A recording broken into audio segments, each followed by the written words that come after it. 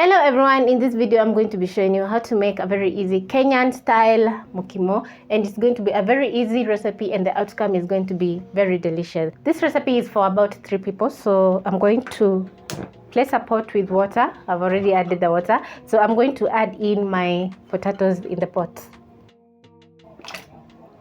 Whenever boiling potatoes, make sure to boil the potatoes in cold water because you want the potatoes to cook evenly. So as the potatoes are cooking, I'm going to be adding in my maize. This is already parboiled maize. I usually keep mine in the fridge. So I'm going to add in and let the maize and the potatoes boil together until the potatoes are well cooked or soft. I'm going to be adding in my pumpkin leaves. These are pumpkin leaves. So I'm going to add that in the pot as well. Add some salt to my potatoes. You want the potatoes to be well seasoned.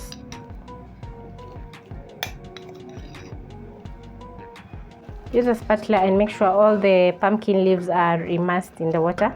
I chopped my potatoes in small sizes because I want the potatoes to cook really fast. I'm going to let my pumpkin leaves cook for around 5 minutes at most.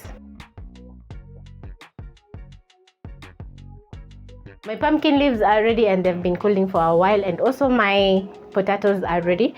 So I'm going to reduce the flame, transfer to another burner, and then I'm going to place a small pot with cooking oil. So I'm going to drain as my oil gets hot. I am back. It has only been a few seconds.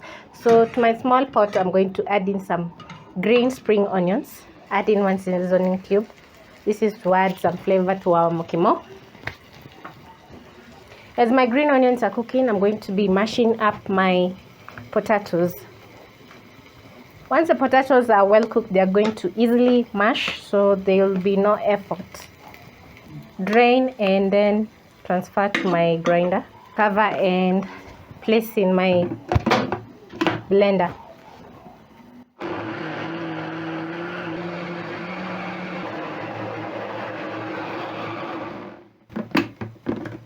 And my green paste is ready. So I'm going to add in intervals while I mash. Scoop in some more pumpkin leaves and mash. So you're going to mash until you have the perfect color.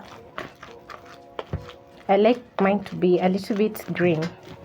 Mash until all the potatoes are combined with the pumpkin leaves. Lastly, I'm going to be adding in my green onions.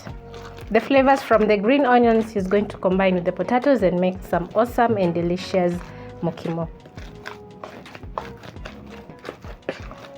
My mukimo is ready and it's looking so amazing. I love that the seasoning cube has added a lot of flavor. So you can switch the salt with the seasoning cube and try out this amazing recipe. So also the green onions are just on top notch on this mukimo because they have added so much flavor. So I hope you'll be trying out this amazing mukimo recipe.